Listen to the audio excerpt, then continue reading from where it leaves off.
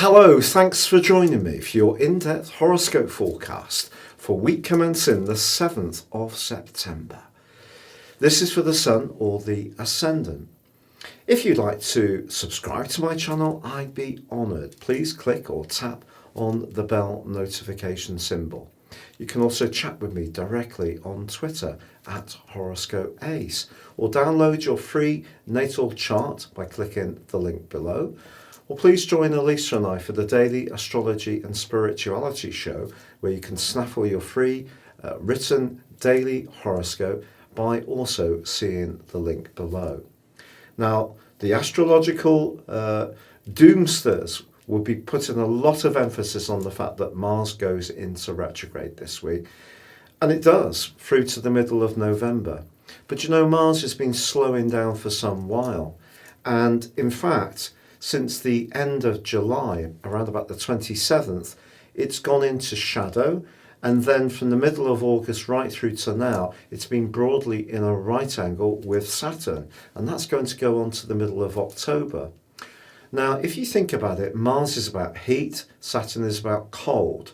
So they're very counterintuitive in a way when they are in a 90-degree right angle, as they have been. So our desire to make things happen as individuals, which comes through Mars in Aries, where it's its home zone, is countered by the more traditional and restrictive energies of Saturn, also in its home zone, in the stern sign of Capricorn. So things have felt a little bit frustrating for a while. So I'm not sure if we're going to see a clear switch. I think it could be a case of more of the same, but it's not going to be, because actually this week can be really quite positive. Mercury and Venus are forging an ace sextile for the whole of the week. And because Mercury is now in the fair-minded Libra and Venus in the glorious Leo, well, this is a wonderful combination to up the volume, to be more playful and sociable and interact more wherever we can do so safely, obviously taking into account COVID. But also this is a week when the Sun in Virgo is forging a terrific angle to Jupiter, and that's very life-enforcing, gives us a lot of encouragement to go for it. And then later in the week, the Sun forges a fantastic angle to Pluto.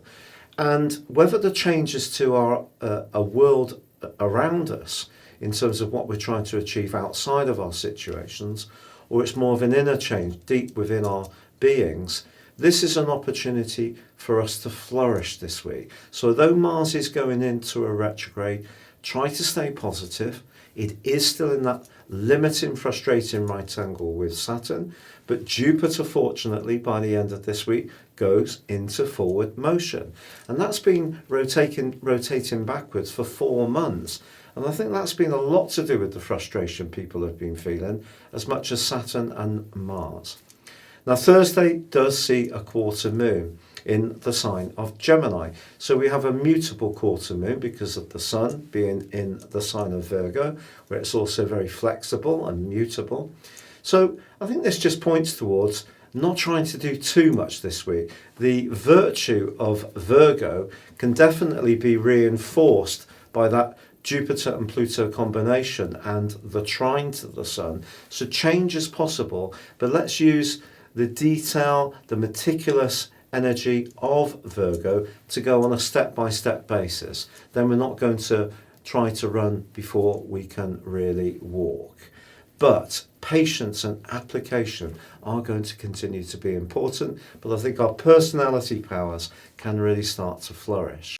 Your specific forecast, Aquarius, has a very out there, interactive connection between Venus and Mercury, which is absolutely splendid.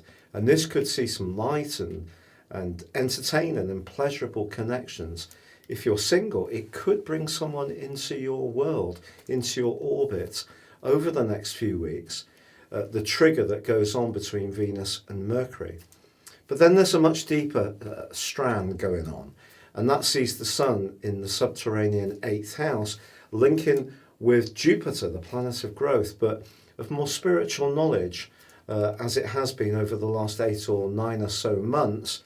Well, they're linking very helpfully, and it suggests to me that something you've been working on very patiently behind the scenes can now start to show the evidence of real progress. Also, the Sun's linking well with your traditional ruler of Saturn.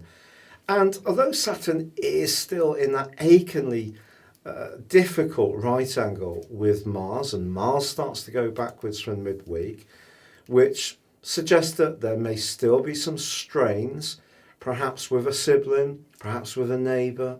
May be hard to pinpoint exactly what's going on. I think as Jupiter comes into forward motion at the end of this week, there is a lot to say that where you've really put all of yourself into a situation, whether it's financially, in a business, in a relationship, then something at the end of this week is going to give you a signal of real progress. Now, there is a quarter moon, as you know, on Thursday in Gemini. And that does suggest that there could be some politics around an existing relationship, but with Venus in such a harmonizing location, and if you choose to engage, open up the dialogue with Mercury in the ninth house, there is a real chance to heal things, improve things, let things flow much better. It's been a real pleasure being with you. If you'd like to ascend above your zodiac sign and embrace more serious astrology, please check out my year's forecast and character analysis special offer where you can get 30% off. And also, if you'd like to have a one-to-one, please check out my testimonials below. And it would be an honour to work with you. But for now, stay safe, take care, and good luck.